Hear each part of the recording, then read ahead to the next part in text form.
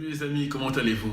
Je sais que ça fait longtemps que nous avons eu à partager la parole du Seigneur et ces derniers temps, j'ai vraiment été pris par mes projets professionnels et personnels. Et ce week-end, le Seigneur a mis dans mon cœur de pouvoir repartager avec vous la parole du Seigneur. Donc, je voudrais partager un verset avec vous en ce jour qui se trouve dans l'évangile de Luc, au chapitre 12, le verset 34. La parole de Dieu dit ceci: car là où est ton trésor, c'est là aussi sera ton cœur.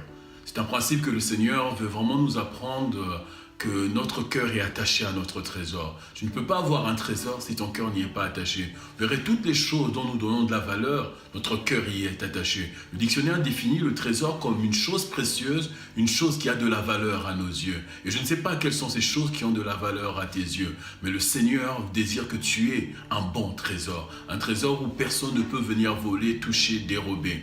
Et lorsque nous marchons avec le Seigneur, nous comprenons une chose, que le Seigneur désire être la priorité, le trésor même de nos vies. Lorsqu'il dit même tu aimeras le Seigneur de tout ton cœur, de toute ta force, de toute ta pensée, ce qui veut être la chose qui a la plus de valeur pour nous. Il est dit ceci dans le livre de Psaume: fais de l'éternel tes délices, il te donnera ce que ton cœur désire.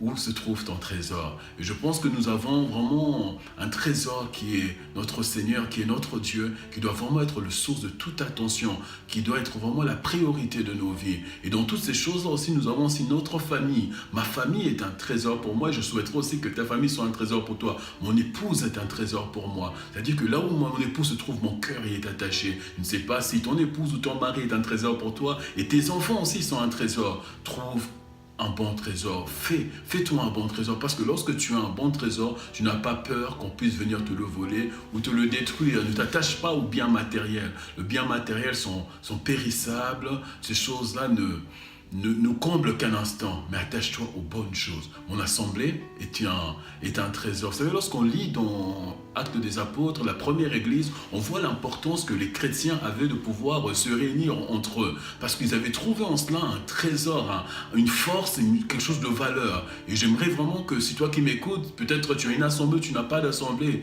Dieu, en priant le Seigneur, Dieu va te guider vers des hommes et des femmes qui vont te permettre de pouvoir t'épanouir, évoluer dans ta foi, dans ta marche avec le Seigneur. Alors soyez bénis, et si ce message, cette petite exhortation t'a béni, partage et commente. Ça me permettra de pouvoir m'adapter, évoluer. S'il y a des choses que tu veux que je puisse parler, n'hésite pas à me poser la question. S'il y a des questions, à poser la question.